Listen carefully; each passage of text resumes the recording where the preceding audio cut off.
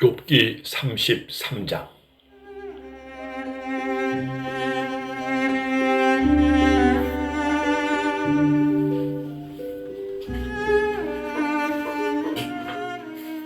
욥, 이제 너는 내 말을 들어라.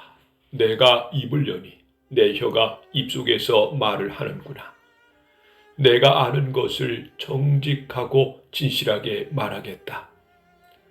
하나님의 성령이 나를 만드셨고 전능하신 분의 숨결이 나에게 생명을 주셨다. 네가 내 말에 대답할 수 있으면 준비했다가 나에게 대답하고 반박하여라. 하나님 앞에서는 너와 내가 마찬가지이다. 우리는 모두 흙으로 창조된 자들이다. 그러므로 너는 나를 두려워할 이유가 없다. 나는 너를 억누르지 않을 것이다. 나는 네가 계속 이렇게 말하는 것을 들었다. 나는 깨끗하며 죄가 없고 허물도 없으며 잘못한 것이 아무것도 없다. 그런데도 하나님은 나를 칠 구실을 찾고 나를 원수처럼 대하시며 내 발에 쇠고랑을 채우시고 나의 모든 행동을 일일이 감시하신다. 그러나 내가 너에게 말하고 싶은 것은 네가 그런 식으로 하나님께 말하는 그 자체가 잘못되었다는 것이다. 하나님은 사람보다 더 위대하신 분이시다. 하나님이 사람의 말에 대답하지 않는다고 어째서 네가 그에게 불평하느냐? 하나님이 여러 가지 방법으로 계속 말씀하셔도 사람이 그의 말에 귀를 기울이지 않는다. 하나님은 사람이 밤에 깊이 잠들 때에도 꿈과 환상 가운데 말씀하시며 그들의 귀를 열어 그 말씀을 듣게 하시고 경고하여 그들을 놀라게 하신다. 하나님이 이렇게 하시는 것은 사람을 잘못된 데서 돌이키시고 그들이 교만하지 않게 하기 위해서이다.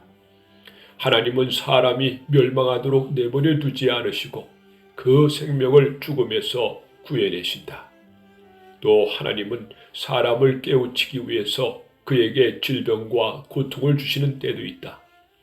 이럴 경우 사람은 입맛을 잃어 아무리 맛있는 음식이라도 쳐다보기가 싫어지며 그의 몸은 점점 쇠약해져서 뼈와 가죽만 남게 되고 결국 그는 죽음 직전에 이르게 된다. 만일 이때 하나님의 수많은 천사 중 하나가 그 사람의 중재자로 나타나서 그에게 옳은 길을 보여준다면 하나님은 그를 불쌍히 여겨 천사에게 그를 살려주어라. 그를 죽게 해서는 안 된다. 내가 그의 몸값을 찾았다 하고 말씀하실 것이다. 그러면 그의 몸이 젊은 시절과 마찬가지로 다시 회복될 것이다. 그리고 그가 하나님께 기도하면 하나님은 그의 기도를 듣고 그를 기쁘게 받아들일 것이며 그는 또 기쁨으로 하나님을 비울 수 있고 하나님도 그와의 의로운 관계를 회복시킬 것이다. 그러면 그는 내가 범죄하였으나 하나님은 나를 살려주셨다. 그가 나를 죽지 않게 하셨으므로 내가 다시 살아 빛을 보게 되었구나 하고 사람들에게 말하게 될 것이다. 하나님이 사람에게 이러한 일을 2번, 3번 거듭 뒤풀이하시는 이유는 그 영혼을 구원하여 그를 생명의 빛 가운데 살게 하기 위해서이다. 욥, 너는 내가 하는 말에 조용히 귀를 기울여라. 내가 좀 더 말하겠다. 만일 네가 할 말이 있거든 하여라. 나는 너의 의로운 점을 인정해 주고 싶다. 그러나 할 말이 없으면 조용히 내 말을 들어라. 내가 너에게 지혜를 가르치겠다.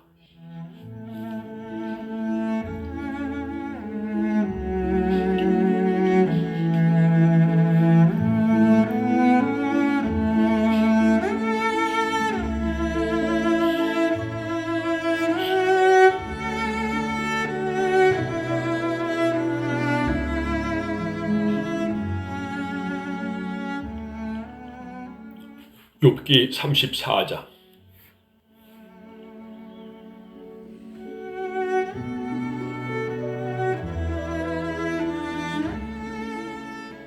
엘리후는 다시 말을 이었다. 지혜 있는 자들이여 내 말을 들으시오. 지식 있는 자들이여 내 말에 귀를 기울이시오.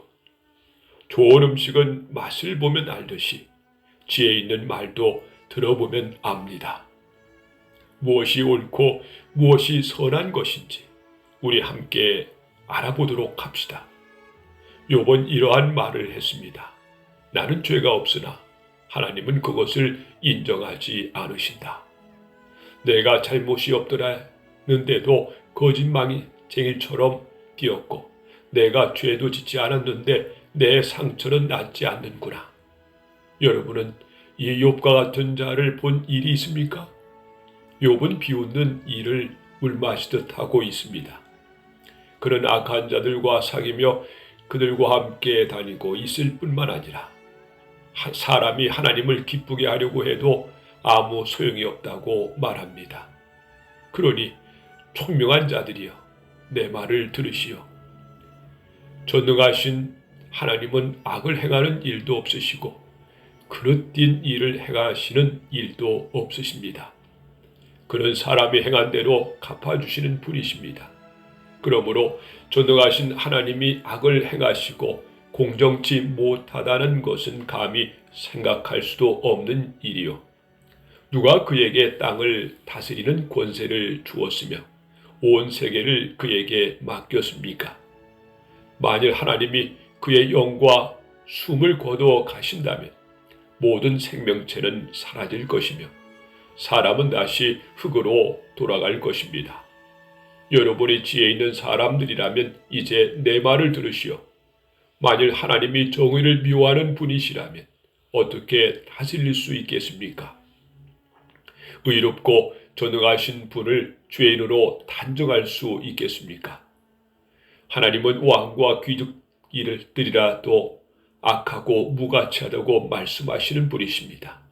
또 그는 왕족이라고 해서 더 많은 관심을 가지시거나 부자라고 해서 가난한 자보다 더 낮게 여기시는 것이 아닙니다.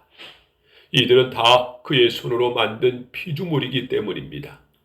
사람은 밤중에 갑자기 죽을 수도 있습니다. 사람의 손 하나 대지 않아도 권세 있는 자가 순식간에 죽어 사라집니다. 하나님은 모든 사람의 행동을 세심히 지켜보고 계시기 때문에 악을 행하는 자가 숨을 만한 흑암이나 그늘이 있을 수 없습니다. 하나님은 사람을 심판하시는데 오래 생각하실 필요가 없는 분이십니다. 그는 조사할 것도 없이 세력 있는 자를 꺾고 그 자리에 다른 사람을 앉히기도 합니다. 이와 같이 하나님은 사람들이 행하는 것을 다 아시기 때문에 그들을 하룻밤 사이에 뒤엎어 파멸시킵니다. 그가 모든 사람이 보는 가운데 악한 자들을 벌하시는 이유는 그들이 자기를 떠나고 그의 모든 명령을 무시하였기 때문입니다.